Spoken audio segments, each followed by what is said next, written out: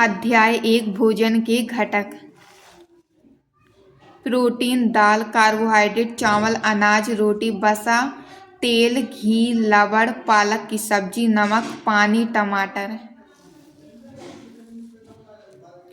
सही विकल्प चुनकर लिखिए। क्वेश्चन पहला, बूझो डॉक्टर के पास अपनी कमजोरी का इलाज कराने गया। डॉक्टर ने उसे प्रोटीन युक्त भोजन लेने की सलाह दी। वह भोजन में निम्न में से कौन से जंतु से प्राप्त प्रोटीन लेगा? उत्तर में लिखना है दूध।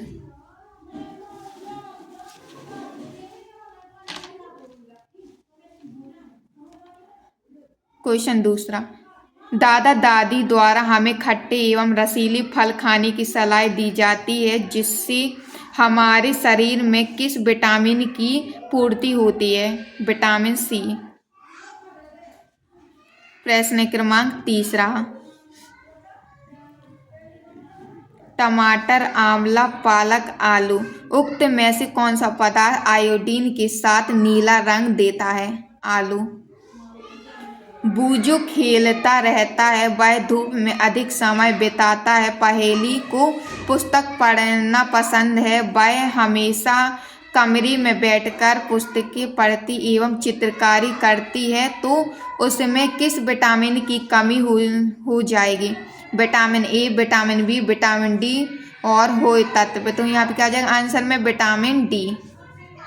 क्वेश्चन फोर्थ, आपने देखा होगा कि कुछ व्यक्ति की गर्दन की ग्रंथि फूल जाती है, जिसके कारण उनके गले में एक मोटी तथा उभरी हुई आकृति दिखाई देती है। इस प्रकार का रोग जिस पोषक तत्व की कमी के कारण होता है, उसका नाम एवं रोग के नाम का सही युग्म है। विटामिन सी घेंगा रोग, आयोडीन रतौनी, कैल्शियम रतौनी, आयोडीन घेंगा रोग। तो उत्तर में क्या आ जाएगा? आयोडीन घेंगा रोग। क्वेश्चन 12 दूसरा, दिए गए शब्दों में से चुनकर रिक्त स्थानों की पूर्ति कीजिए। क्वेश्चन पहला, कागज पर तेल का धब्बा खाद्य पदार्थ में खालिस्तान की उपस्थिति दर्शाता है। उत्तर वसा। शरीर वर्धक भोजन को खालिस्तान भोजन कहते हैं, तो उत्तर में क्या आ जाएगा? प्रोटीन युक्त। नानी ने बताया कि भोजन को ज्यादा पकाने से उसमें उपस्थित खालिस्तान नष्ट हो जाते हैं। क्या हो जाते हैं? विटामिन। बिना पचे भोजन को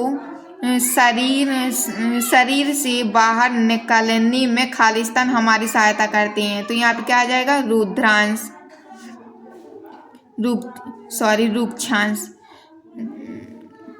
क्वेश्चन फिफ्थ, अत्यधिक खालिस्तान से बचने के लिए हमें अपने भोजन में वसा की मात्रा को कम करना चाहिए, तो यहाँ पे क्या आ जाएगा? मोटापे।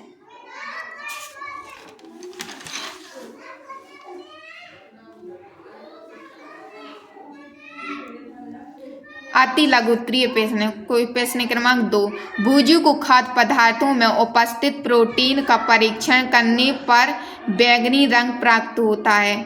उसने इस परीक्षण के लिए किन 2 विलयन का उपयोग किया? उत्तर में आ जाएगा कॉपर सल्फेट और फास्फोरस सोडा। प्रश्न क्रमांक 3, दिए गए चित्र का अवलोकन कर प्रोटीन के पादप स्रोत एवं जंतु स्रोत के नाम लिखिए। चित्र को देख के आंसर बताना। पादप स्रोत जैसे चना, राजमा, मूंग दाल, तुअर दाल, सोयाबीन, मटर आदि। जंतु स्रोत माछ, मछली, अंडे, दूध, मक्खन, क्रीम आदि। प्रश्न क्रमांक 4, ऐसे 2 पोषक तत्वों के नाम लिखिए जो हमें स्वस्थ रखते हैं एवं रोगों से लड़ने में सहायता करते हैं, तो उत्तर में क्या है? प्रोटीन तथा विटामिन।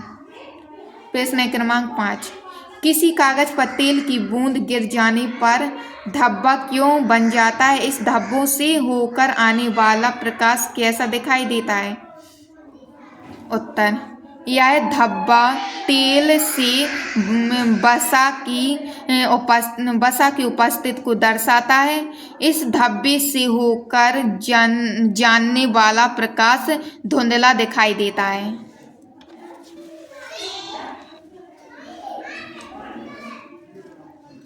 प्रश्न क्रमांक 6, चित्र में दी गई खाद्य सामग्री को उनके पोषक तत्व के आधार पर नीचे दी गई तालिका में लिखिए।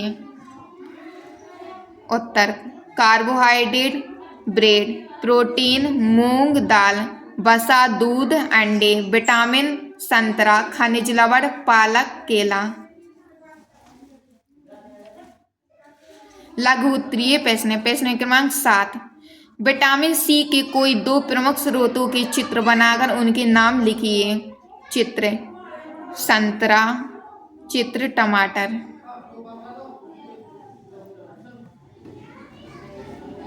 प्रश्न क्रमांक 8, पोषक तत्व के अलावा हमारे शरीर को जल तथा आहारी रेशों रूक्षांश की आवश्यकता होती है। इनकी पूर्ति मुख्यतः पादप उत्पादों से होती है। इसके आधार पर निम्न प्रश्नों के उत्तर दीजिए। ए, आहारी रेशों के प्रमुख स्रोत खाद्यान्न जैसे अंकुरित दाल, सलाद, ताजा फल तथा सब्जियां आदि।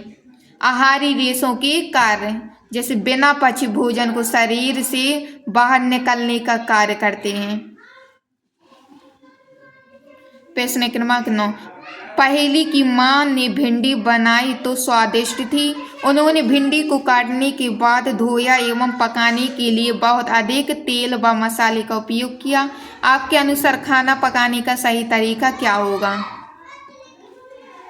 भोजन को जलाने यह बहुत गहरे रंग में पकाने से बचे तेल खाद्य पदार्थों का सेवन कम करें।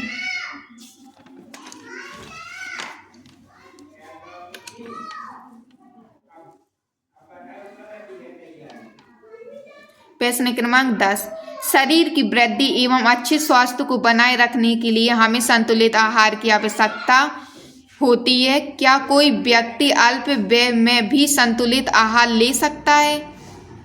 उत्तर: संतुलित आहार में प्रोटीन, कार्बोहाइड्रेट, विटामिन, वसा एवं खनिज लवण उचित मात्रा में पाए जाते हैं। व्यक्ति अल्प व्यय से भी संतुलित आहार ले सकता है, जैसे दाल, सब्जियां, रोटी एवं मौसली फल खाकर।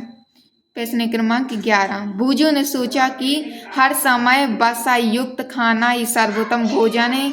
प्रश्न क्रमांक 1, क्या बूझो किया है यह सोच सही है?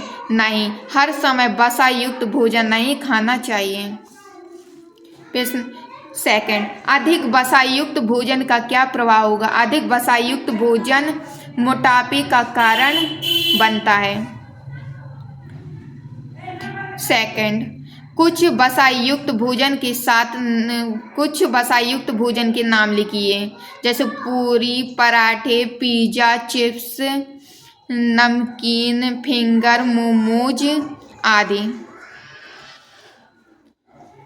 दीर्घ उत्तरीय प्रश्न क्रमांक 12, दी गई तालिका में विटामिन और खनिज लवणों के अभाव के कारण होने वाले रोग विकार के नाम एवं मुख्य लक्षण लिखकर तालिका की पूर्ति कीजिए।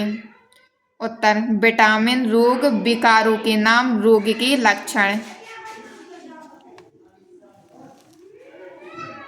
लोहा, एनीमिया, कमजोरी आना, आयोडीन, घेंगा, प्लाइटर, गर्दन की ग्रंथि का, कैल्शियम, अस्थियां एवं दाक्षत, अस्थियों का कमजोर होना। विटामिन ए, रतौंधी, सूम कर दिखना। विटामिन बी, बेरी कमजोर पेशियां, ऊर्जा में कमी।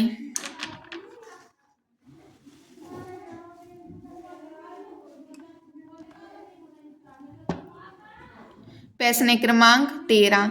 एक संतुलित आहार युक्त भोजन पदार्थ की थाली का चित्र बनाइए जिसमें विटामिन सी, विटामिन ए, वसा, प्रोटीन, कार्बोहाइड्रेट, लोहा, कैल्शियम उपस्थित हो। रोटी, दूध, सब्जियां, दाल। प्रश्न क्रमांक 14। चित्र को देखकर बताइए कि व्यक्ति किस रोग से ग्रस्त है एवं डॉक्टर उसे भोजन में कौन से पोषक तत्व लेने की सलाह देंगे। चित्र, रोग का नाम, आवश्यक पोषक आहार। दृष्टिहीनता, विटामिन ए। घोंघा, गायटर, आयोडीन। अरक्ता, लोहा। मोटापा, वसा। Rickets, vitamin D.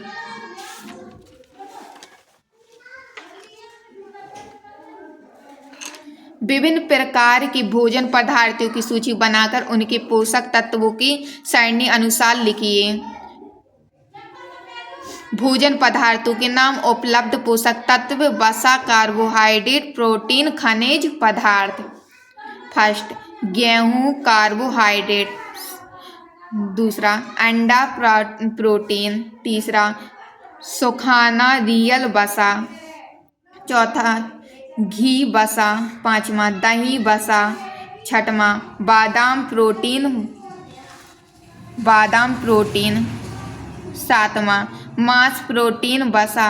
आठवां, मछली, प्रोटीन, वसा। नौवां, पनीर, प्रोटीन। Soybean, protein. भोजन में प्रोटीन के कोई 4 पादप स्रोतों एवं कोई 4 जंतु स्रोतों के नाम लिखकर दिए गए स्थानों पर उनके चित्र चिपकाएं बनाइए। पादप स्रोत, जंतु स्रोत। नाम चित्र, नाम चित्र। चना, चना। राजमा, राजमा। मटर, मटर। Soybean, soybean. जंतु स्रोत नाम, मांस, मछली, पनीर, अंडा।